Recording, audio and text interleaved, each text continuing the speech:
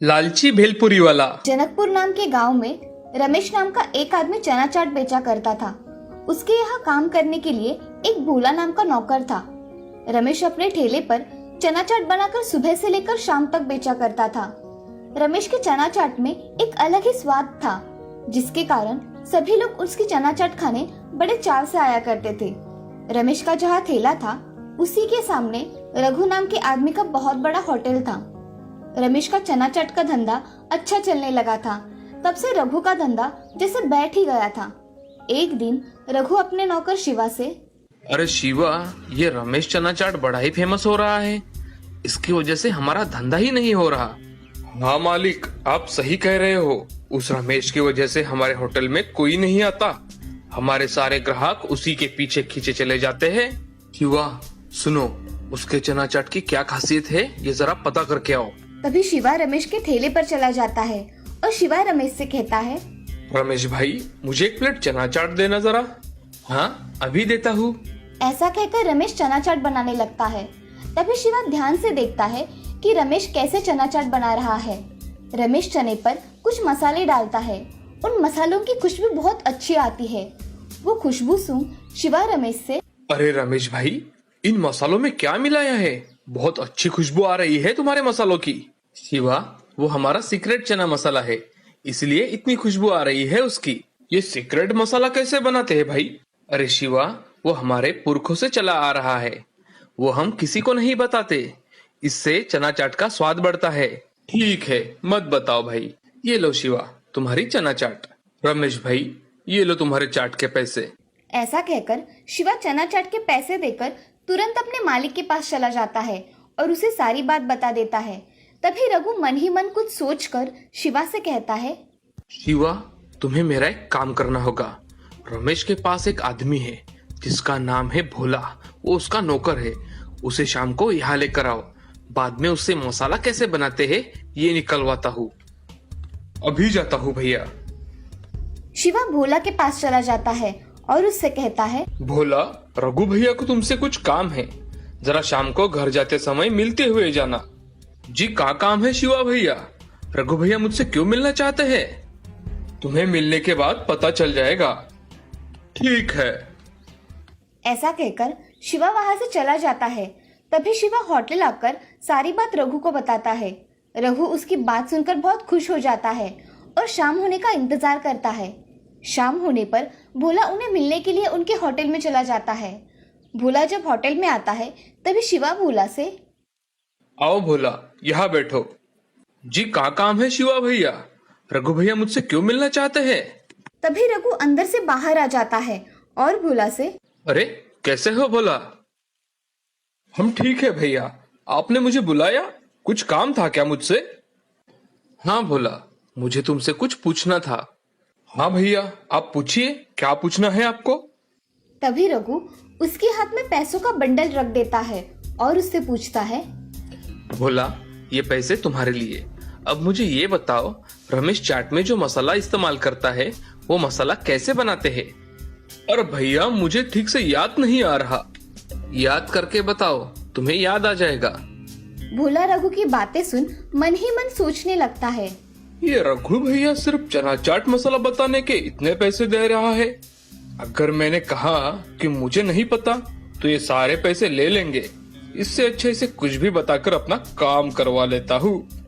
उसे सोच में डूबा देख रघु भोला को आवाज देता है, भोला, कहाँ गहरे सोच में डूब गए?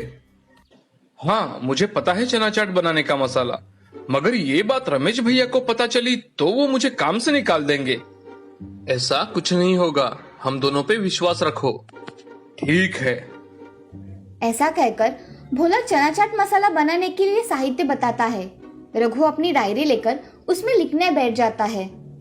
1 किलो चना दाल, 1 किलो जीरा, 1 किलो मिर्च, नमक, धने और थोड़ा खड़ा मसाला भी लेकर आना। रघु सब साहित्य लिख लेता है और रघु भोला से, अरे भोला, इसे बनाना कैसे है? मैं तुम्हें सारा सामान ला कर दूंगा, तुम ये मसाला बना कर देना मुझे। रघु भैया, मैं कल सुबह आता हूँ, तुम ये सामान ला कर रखना। ठीक है। अब भोला पैसे लेकर घर चला जाता है और अगले दिन रघु की दुकान पर जल्दी आ जाता है। रघु उसका इंतजार ही कर रहा था। आओ भोला, जल्दी मसाला बनाते हैं। हाँ चलिए। ऐसा कहकर भोला रघु के साथ उसके रसोई में चला जाता है। वहां जाकर एक बड़े बर्तन में सारे मसाले डालकर भूनने लगता है और भूनने के बाद उन्हें एक प्लेट में निकालकर उसको मिक्सर पे पीस लेता है। ये सब रघु और शिवा देख रहे थे। तभी रघु भोला से, अरे भोला, इतनी जल्दी बन गया मसाला? हाँ, बन गया मसाला। यही मसाला होता है चना चाट में। अब इसे अच्छे डिब्बे में भर के रखो। अब मैं चलता हूँ। ऐसा कहकर भोला वहां से चला जाता है। बाहर आकर भोला खुद से, हे भगवान, मैंने तो उनको कौन सा मसाला बना कर दिया, क्या पता। चलो, मैं अपने काम पर चला जाता हूँ।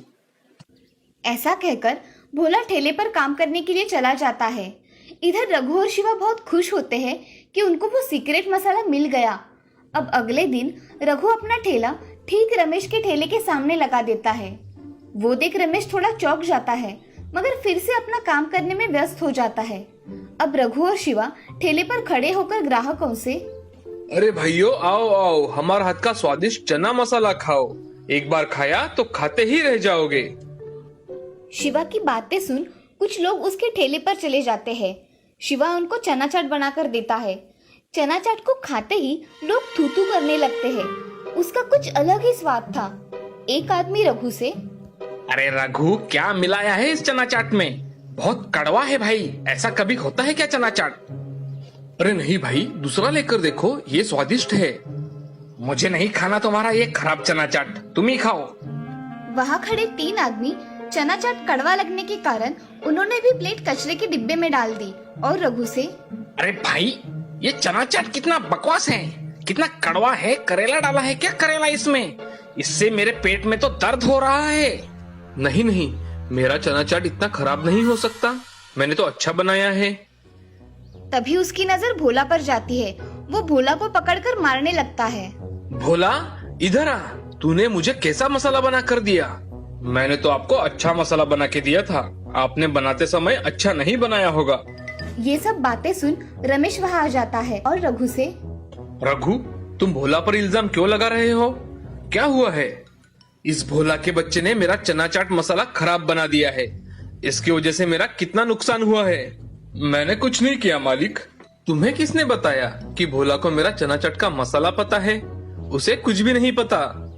क्या इस भोला को चना मसाला बनाना नहीं आता? रघु, उसे कुछ भी नहीं पता। वो मसाला मैं खुद घर पर बनाता हूँ और इधर लेकर आता हूँ।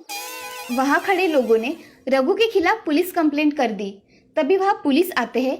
पुलिस को देख रघु, क्या हुआ इंस्पेक्टर साहब, आप यहाँ? मेरे पास तुम्हारे खिलाफ पुलिस कंप्लेंट है। तुम्हारे चना चाट की वजह से लोगों के पेट खराब हुए हैं। खराब चना चाट बेचते हो, अब चलो जेल में। ऐसा सुनते ही रघु बहुत डर जाता है और इंस्पेक्टर साहब से, इंस्पेक्टर साहब, मुझे माफ कर दीजिए, मुझसे गलती हो गई। अब से मैं चना चाट नहीं बेचूंगा। ये सब पुलिस स्टेशन में जाकर बताना। अब चलो। पुलिस उनको लेकर वहाँ से चला जाता है और रमेश फिर से अपने ठेले पर काम करने लग जाता है। इस कहानी से हमें ये सीख मिलती है कि जिंदगी में कभी भी लालच नहीं करना चाहिए। लालच की वजह से हमेशा नुकसान ही होता है। लालच बुरी बला होती है।